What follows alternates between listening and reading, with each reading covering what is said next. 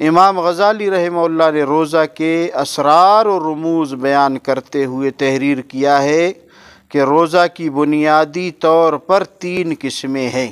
میں نے بیان میں بھی عرض کیا، ابھی بھی سن لے۔ پہلی قسم عمومی روزہ، دوسری خصوصی روزہ، تیسری قسم نہایت خصوصی روزہ۔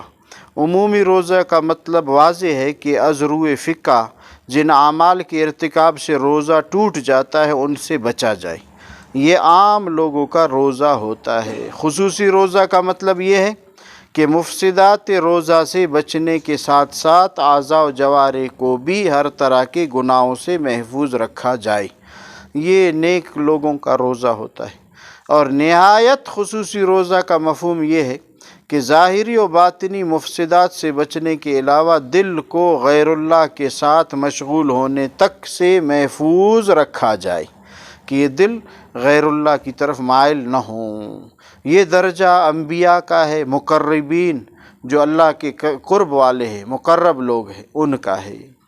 ہمیں بھی کوشش کرنی چاہیے کہ ہم اعلیٰ درجہ کے روزہ داروں میں اپنا نام شامل کرائیں تاکہ صحیح معنی میں روزہ کے فوائد منافع سے بہرہ ہو سکے۔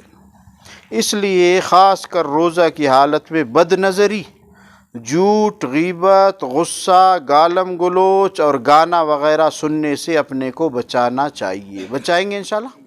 ہاں، ان چیزوں سے ابھی سے